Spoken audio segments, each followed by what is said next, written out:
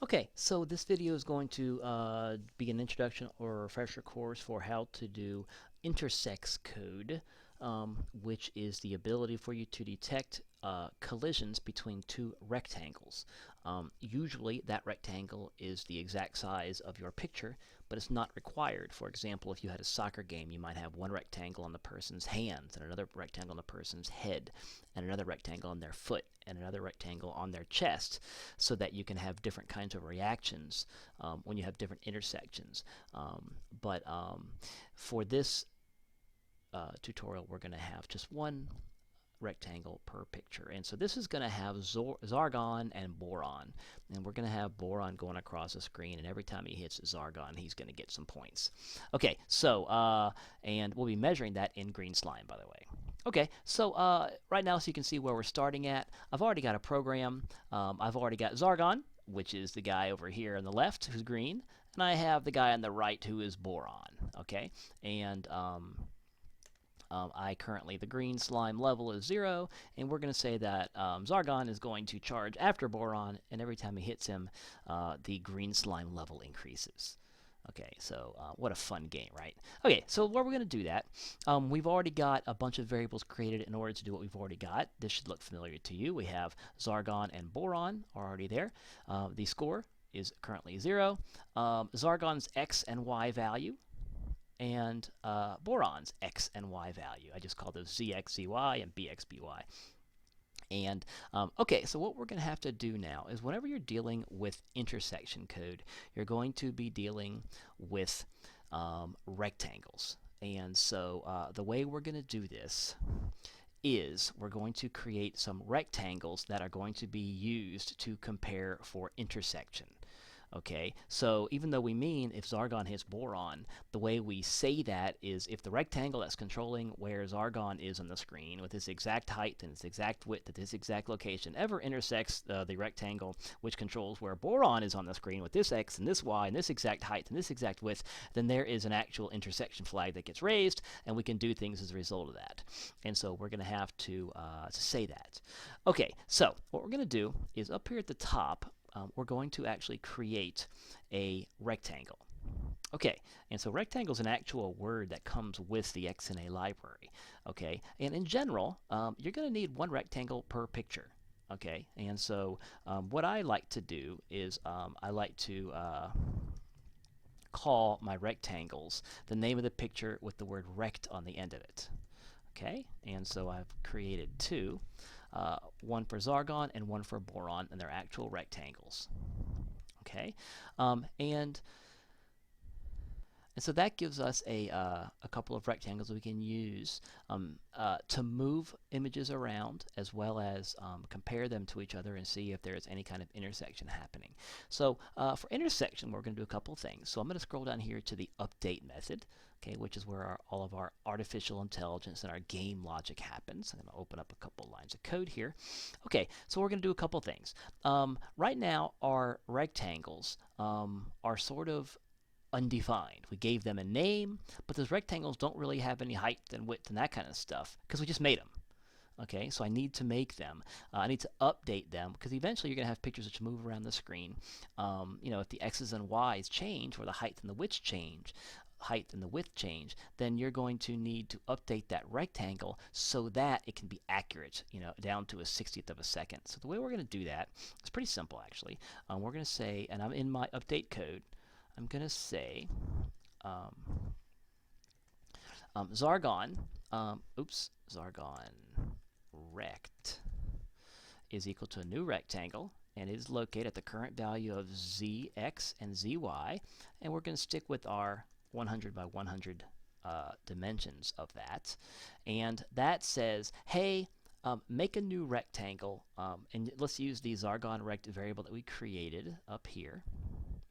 Okay, and we're going to put it at zx and zy, which are wherever those coordinates are, and eventually we'll have those things moving around, and let it be width and height of those values. So we're going to have a similar one for Boron.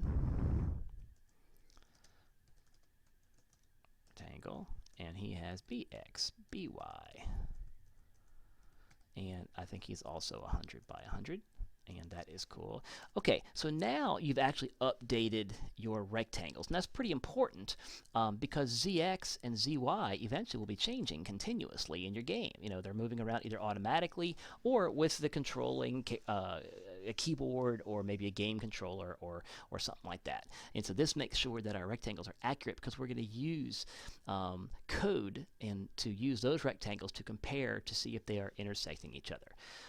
Okay, so right now if we run this, there shouldn't be any changes to what we saw before. We haven't actually done anything new. We've just created a couple of variables, and that's all, you know, back-end kind of stuff. So nothing's changed, all right? And so let's start to see if we can have some action. Why don't we have Zargon start to move towards Boron? And then we'll add in some code which says, hey, should he ever intersect with him?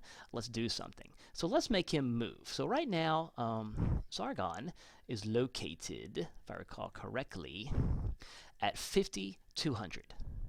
Right? He's over 50, down 200, and he just sits there. He never moves because we've never altered the value of ZX or ZY. Okay, so let's do that right now. Lots of ways to make him move. Just for simplicity reasons, I'm just going to let him move to the right. Okay, so I'm going to have him move to the right. So if you think about which variable controls the left-right horizontal movement and which variables control the up-down vertical movement, hopefully you're saying to yourself that the x value is the one that controls the left and right axis coordinate. So if x increases, it moves to the right. If x decreases, it moves to the left. So if you want x to increase to the right by a certain number of pixels, we could do it right now. And I am certainly going to, hopefully, you're going to realize that this needs to be in the update method because most of my code goes here, unless it's graphic code, in which case it would go down here. Okay, so let's just make Zargon move, I don't know, 4 pixels to the right. Okay, and so his x variable is called zx equals zx plus 4. Okay, take the value of zx and add 4 to it, and that's the new value of zx. And then, hey, recreate a rectangle at that exact spot, okay? And then our code can actually regenerate the picture at that location. Okay, so once we add one more line of code here, it's going to do that. Okay, so if we run that code now, we should see our buddy zoom across, and there he goes. Now, we don't have any code handling what happens when he goes to the right edge, and so he is off in la-la land right now, doing all kinds of chaos, and so we don't even want to know the things he's doing over there. But anyway, so let's go back to our program, and let's sort of handle some things. Okay, so Zargon is moving to the right at 4 pixels per second, and we know that the update method is executing 60 times per second, and so you can kind of do the math on that as far as how fast or slow he's moving. You can always certainly alter that number right there. And let's go ahead and check and say, hey, listen, should those two ever intersect? Let's do something. Okay, cool. All right, so we're going to do an if statement. And we're going to say, and our if statement has to, the condition will go in parentheses. We are going to say, if Zargon rectangle, okay, dot, and you can scroll down to intersects. And intersects actually, and you can see in the little thing that pulls up beneath it, it needs to know which rectangle would you like to see if Zargon is intersecting with. And I would like to see if it bore on rectangle. Okay.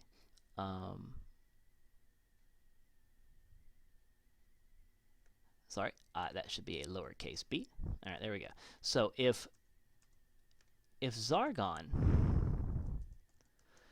ever intersects boron, if those two rectangles are ever colliding, meaning any one pixel from one rectangle is touching or inside of any other point of the other rectangle, that's considered an intersection, and a flag goes up and it makes a note that yes, that has happened. Okay, so the result of this if statement is what code would like to happen here. Okay, so what would we like to change as a result of those two intersecting? Okay, well, definitely the green slime limit needs to happen. Oh, sorry, one quick note. I'm noticing an error down here at the bottom, and it says I am expecting a right parentheses. So if you look up here at the if statement, I have got a left parentheses for the whole if statement, condition and a left parentheses for the intersects code. Well, the intersects code end is right there. I need one more end for my if condition. Now we're happy. Okay, so if that happens, we should get some points because we're awesome. Okay, if you recall correctly, the variable we chose to represent our scoring system was, for lack of a creative word, score. Probably should have used like slime level or something like that. But anyway, so if we just increase the value of score here, okay, score, let's say every time there's an intersection, we'll say score equals score plus, we'll give ourselves 1 point. Okay, and let's run that. And let's see if in fact, because if you look down here, our scoring system is displaying on the screen, and it is displaying the current green slime level, and then at the end of that it tacks on the value of score. So as long as score is changing, so let's run that. Boom, 50 points to go through. And if hopefully in your head you can say, okay, why the heck did I get 50 points just for touching him once? Okay, so think about that for a second. Hopefully you're saying to yourself, because during the entire time that Zargon was going through boron, it was getting 1 point every 60th of a second. So somewhere in there there's some math, which hopefully comes out with the result of 50, but that's why. And so in most games, once you hit for the first time, you maybe kill the guy or move him off the screen or something like that to prevent that from happening. But that is how we do intersects code.